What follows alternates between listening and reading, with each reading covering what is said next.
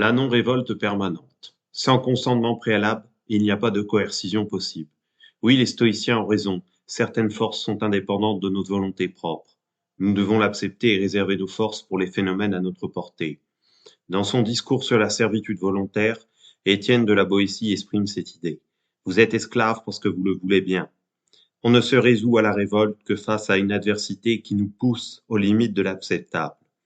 Le besoin de changement est si fort que l'on ne peut risquer de rendre toute révolte stérile si la mort survient. Hegel a écrit une phrase sibylline et plurielle. La chouette de Minerve ne prend son envol qu'au crépuscule.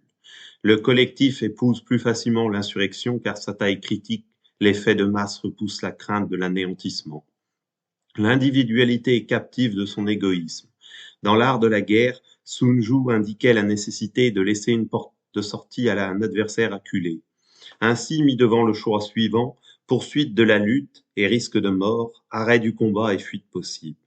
L'esprit de conservation que sait très bien exploiter la matrice qui nous domine actuellement. Le capitalisme a bien compris cet aspect comportemental, ce caractère phénotypique de la nature humaine. Le corollaire de la gratuité est l'absence manifeste de mobile. Être désintéressé est déjà une forme d'intéressement qui ne dit pas son nom. L'essentiel devient la quête du lucratif et de la possession matérielle. Deux figures majeures peuvent inspirer la réflexion. Spartacus et Jésus-Christ. Le gladiateur n'ignorait pas la certitude de sa fin, de son échec physique. Il a défié la République romaine, la plus grande puissance du monde occidental.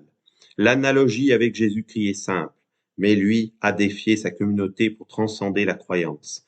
L'important n'est pas la destination, mais le chemin. Le christianisme se dissout dans l'acceptation. Il pense que sa renonciation le fera perdurer.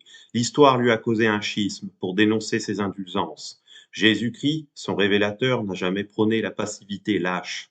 Le marché, la nouvelle religion qui ne dit pas son nom, la société de consommation, cette belle église.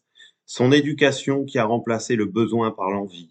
Avant, on produisait pour répondre à la physiologie, avant la psychologie. Causalité des pathologies de notre séquence historique. L'argent n'est plus facilité, plus un moyen de fluidifier, mais un but, une crispation. Le progrès a méprisé l'artisanat, pourtant ontologiquement lié à lui.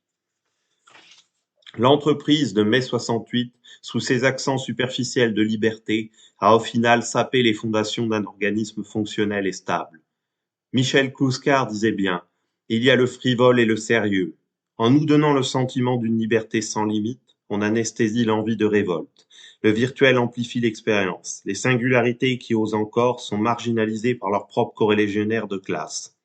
Les autres, résultat d'un dressage profond, héritage de la peur de Dieu, dont le synonyme est le libéralisme, qui se sert avec gourmandise de nos lâchetés. L'humain ordinaire est-il encore capable de formuler son malaise, d'extérioriser son déséquilibre? La révolte authentique n'est-elle l'affaire que d'un élitisme? L'atonie ambiante nous condamne. La meilleure forteresse des tyrans, c'est l'inertie des peuples. Machiavel. Merci.